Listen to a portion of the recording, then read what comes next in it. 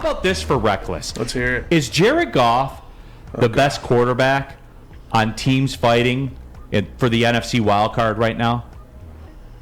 Terry? Can you enlighten us on? He's might be playing the best. Is he the best?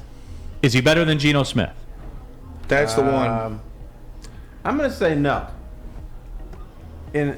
Are the numbers better this year? He's playing better than Geno Smith I now. think that they're very comparable. I think that Geno Smith's more mobile, which might give him the nod. I think that you started out the season like this. They both got off to start. Goff sort of elevated as Smith propelled, but then Smith digressed a little, and he's sort of leveled off, and Goff definitely is elevated. So I think fair. That's a good take. I think right now, Jared Goff is, to answer your question, that yes, he is. That could change.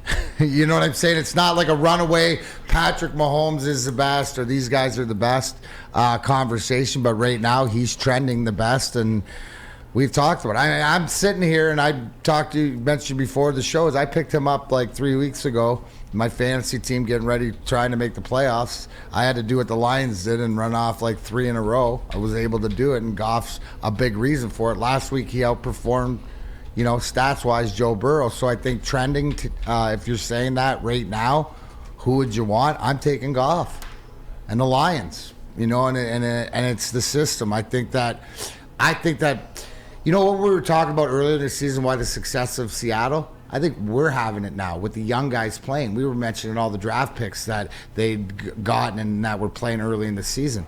We're experiencing the same thing, and I wouldn't change our position for anybody's. Is he better than Daniel Jones? Yes. That one you can definitely He might even have yes. bigger hands than Daniel Jones.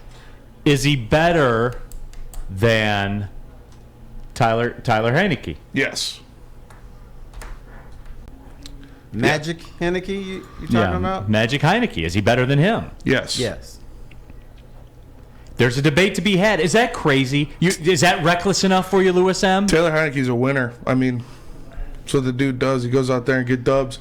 It's you look at all the quarterbacks, and the only one that you can really make the argument with that is better than Goff out of these teams fighting is Geno Smith. Geno Smith, better completion percentage, more yards, more touchdowns. He does have one more interception, but they're both having fantastic years. But yeah, he's better than Daniel Jones. Daniel Jones is like the more stupid version of Eli Manning.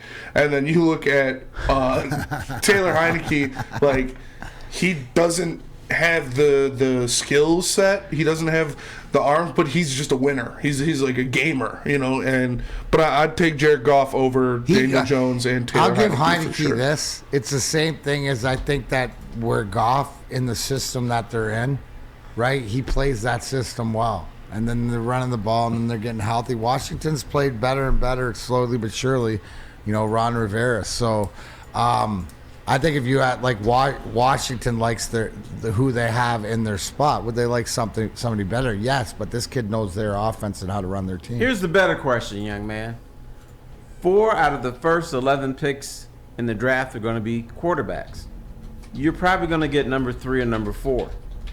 Do you draft a quarterback? I'm not. No. Not. Well. That depends where my Rams pick is at. I see hesitation. That depends on where my Rams pick is at. Okay. It does for real, because definitely not if you're talking about the big 2 defensive players. And we know who the big 2 defensive players are with Will Anderson and Jalen Carter. Definitely those guys are what I want. I could have any pick of the quarterbacks, and I would still take one of those 2 guys. But that's just me.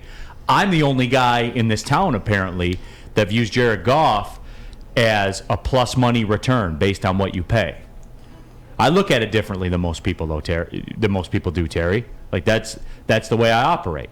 I hear you. I like their spot with Jared Goff right now. The other question is that quarterback for you that franchise guy in this draft? You ask yourself that too. To me, he's not. So that even goes more to the draft capital, salary cap of what Jared Goff. That's the last thing. I'm more looking at how am I going to either maneuver around with my pick to be able to get, and obviously looking defensively first. The tricky part is even if you believe in Jared Goff, and you say, I'm not going to draft a quarterback because he's my guy, and I don't need to bring the future up right now. Who's to say that you're going to get that future next year or the year after? Maybe this is the only year that you can try to get that quarterback. I think they will. Excuse me. I think they will. I agree with you, Terry. I don't know if they'll be that high in the draft for the foreseeable future. This is probably the best shot. For me, the only one that's worth taking a shot on is Bryce Young. So if Bryce Young falls to you and Jalen Carter isn't there, I wouldn't mind it. Yeah. If they love that guy, right? Yeah. If that's your guy, and you can see that, and that's why it would make sense to protect yourself moving forward. I'm hoping they get Caleb Williams, but he's out of the picture. Yeah, he's going to be 100%. They're going to be better next year and better and better and better. So the guy that I really want, And if he's as good as you say he is, he's unobtainable because whoever has a number one pick obviously needs a quarterback, and they're not. Bam. You can't trade for him. He's not obtainable. bam. That's it. So do you say, okay, I still love Jared Goff, it's still my guy, but I'm still picking the quarterback this year? Yeah, I'm not in the face of what's available defensively. I'm not. I'm continuing the way we're doing this, where I'm getting talent everywhere. I'm getting the James Houstons later. I'm getting. Is there a question? Right. So sorry to interrupt, but is there a question in there that there's another Goff out there? Like, when your Goff comes up, right? So in 2 years that you're going to plug another guy in there that the next quarterback in your team is already in the league. He's not the guy you got to draft.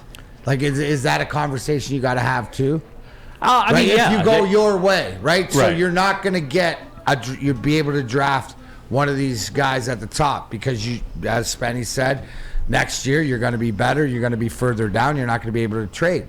What I'm saying is Brad Holmes, is he's looking around the league to somebody that he can plug in. I'm sure he's always monitoring that. I'm sure he's got his Stevie Y board up there with the contracts of everybody and where they Goff are. As even though, like right now, as they build this team around him, that quarterback becomes replaceable to the Plug and price play. point. So that's something you have to ask too. Is there somebody else like a backup or somebody at less dollars like a Goff to come in to replace a Goff? That's also, they might go that direction.